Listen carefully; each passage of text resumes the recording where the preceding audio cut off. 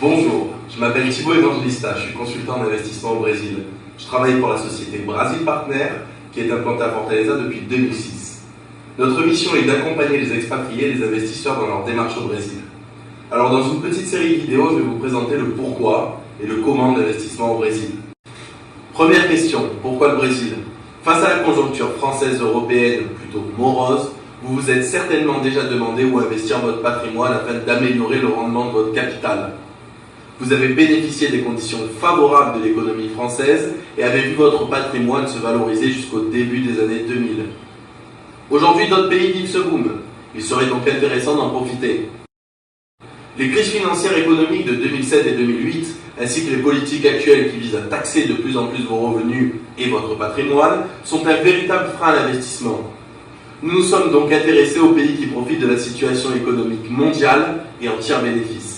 Parmi ces pays, les BRICS. Les BRICS sont les pays les plus sécurisants pour l'investisseur.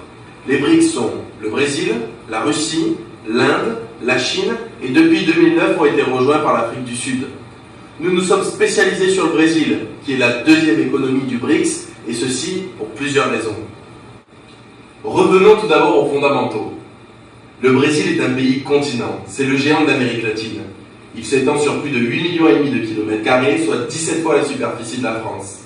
Il possède du nord au sud plus de 7500 km de côte. Il a une population d'environ 200 millions d'habitants, en augmentation d'1,5 million d'habitants chaque année. L'âge moyen est inférieur à 30 ans. Le peuple brésilien est jeune et dynamique. Le Brésil est le plus grand pays lusophone du monde, on y parle donc logiquement le portugais. La monnaie nationale est le réal. 1 euro équivaut en ce début 2013 à environ 2,50 réals. Le Brésil est un pays avec d'innombrables ressources. 44% de la superficie est recouverte par la forêt amazonienne. Le Brésil occupe une position majeure dans l'exportation agricole et animale mondiale. C'est le principal fournisseur de ressources naturelles pour les autres pays. Les différences de climat, tropical au nord et tempéré au sud, permettent aussi d'avoir une agriculture diversifiée ainsi que 2 récoltes par an. Le Brésil est aussi un pays pétrolier qui n'exploite actuellement qu'à 30% son pétrole, laissant une belle marge pour l'avenir. Le Brésil représente aussi 34% de la production mondiale de bioéthanol. Le pays exploite actuellement plus de 60 types de minerais. Les réserves en minerais de fer sont estimées à plus de 50 milliards de tonnes, de quoi répondre à la demande mondiale de fer pour les 400 prochaines années. Concernant les productions de denrées alimentaires et animales, le Brésil est le premier producteur mondial de café, de canne à sucre, de jus d'orange, de poulet et de bœuf, le deuxième producteur mondial de soja, de fer et de tabac, le 3e producteur de fruits et de maïs, le 4e producteur mondial de bananes et de porc, et il occupe le 5e rang mondial dans la production de caoutchouc et de coton, et j'en passe. Quand on investit dans un pays, le contexte politique a son importance. Après plusieurs années noires sous la dictature, de grands leaders ont émergé avec une politique forte et des mesures phares.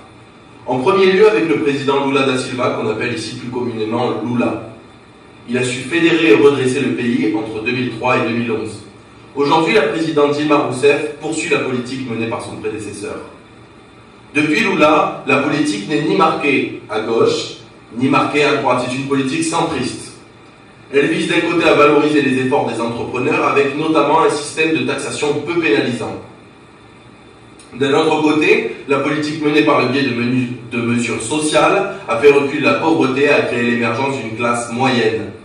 Cette politique vise à réduire les disparités entre les riches et les pauvres. L'émergence de la classe moyenne est le moteur de la consommation brésilienne. La politique peut être qualifiée de libérale, conservatrice et protectionniste, qui, par son système de taxation lourd à l'importation, incite les entreprises à produire sur place, et ceci fonctionne. Dans les années 90, parmi les 500 plus grandes multinationales, seulement la moitié avait une filiale au Brésil. Elles sont aujourd'hui 430. Parmi les mesures phares du gouvernement Lula, on retiendra le programme Minha Casa Minha Vida, qui a permis dès sa création de faire sortir 10% de la population du pays de la pauvreté à travers d'investissements dans la construction de logements pour les classes les plus pauvres, ainsi que le PAC, Programme accéléré de croissance, mis en œuvre en 2007, qui a permis de développer les infrastructures ainsi que le secteur de l'habitat où le pays connaît un véritable déficit. À partir de 2012, 10 millions de Brésiliens vont accéder chaque année à la classe moyenne, soit 5% de la population. Le Brésil, considéré d'abord comme un pays pauvre, puis comme un pays en voie de développement, est aujourd'hui un pays riche. Il se place au 6e rang mondial devant le Royaume-Uni depuis 2011 et devrait très prochainement dépasser la France, devenant ainsi la 5e puissance économique mondiale. La classe moyenne est le poumon économique du pays. Elle représente 57% de la population. Elle atteignait tout juste 38% il y a une décennie. Le revenu nominal moyen a augmenté de 110% en 10 ans. En 2012, le pays connaît la plus forte hausse des salaires au monde avec 2,4%. Le Brésil, c'est avant tout un marché intérieur gigantesque, classé 8e plus grand marché mondial. C'est le 3e plus grand marché alimentaire au monde, le 5e marché d'ordinateurs, de téléphones portables et de véhicules motorisés.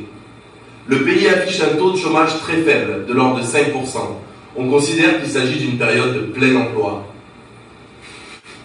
Alors intéressons-nous tout d'abord aux relations qu'entretient le Brésil avec ses partenaires sud-américains. Le marché commun du Sud, couramment appelé Mercosur, est une communauté économique qui regroupe plusieurs pays d'Amérique latine. Le Brésil, l'Argentine, le Paraguay, l'Uruguay et le Venezuela.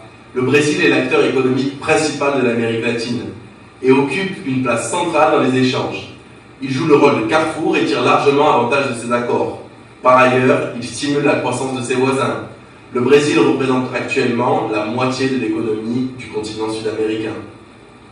Toujours au niveau des relations internationales, le Brésil a une politique neutre. Il n'est jamais rencontré en conflit avec aucun autre pays. Il défend les accords internationaux et incite à la paix et au progrès entre les nations. Au travers de ses leaders politiques, le pays a une image très favorable sur la scène internationale. Au sujet du commerce extérieur, le Brésil a renforcé ses partenariats avec les pays du BRICS, qui sont les relais de croissance actuels grâce à leur marché interne et leurs besoins grandissants en matières premières. À eux tous, les pays du BRICS représentent 40% de la population mondiale. Depuis 2009, la Chine est devenue le premier partenaire commercial du Brésil. Le Brésil va se retrouver sous les projecteurs. Rio est la ville d'Amérique latine la plus visitée. Le pays reçoit chaque année 5 millions de touristes étrangers.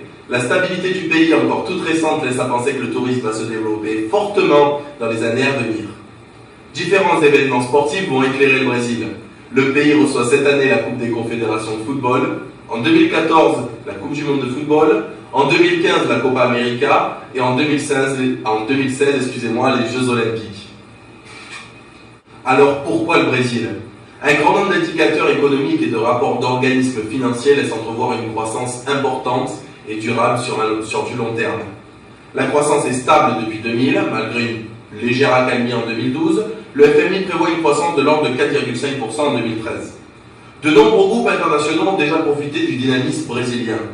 Parmi les groupes français, L'Oréal, Peugeot, Renault, mais aussi Casino qui réalise, au travers de sa filiale Pão de Açúcar, 48% de son chiffre d'affaires au Brésil.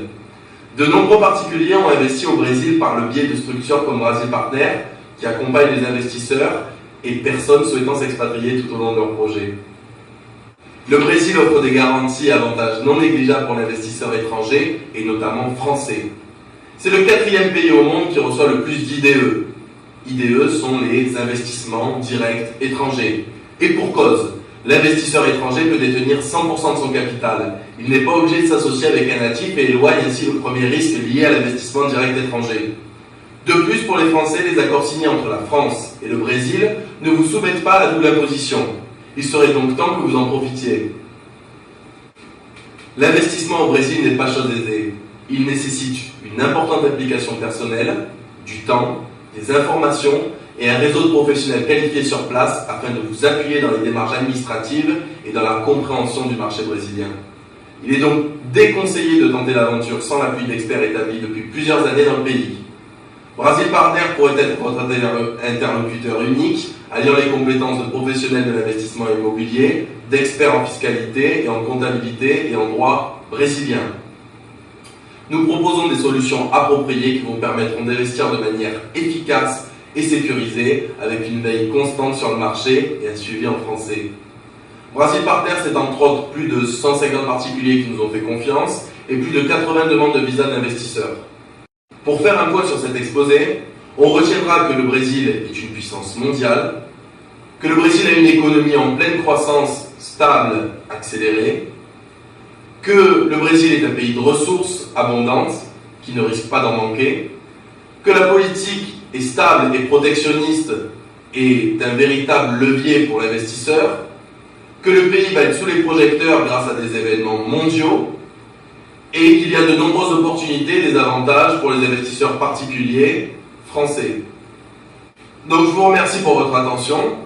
Dans la prochaine vidéo, nous rentrerons un peu plus dans le vif du sujet, à savoir comment investir au Brésil, et nous détaillerons notamment les démarches administratives. J'espère que vous avez apprécié cette petite vidéo succincte sur les raisons pouvant vous inciter à investir au Brésil.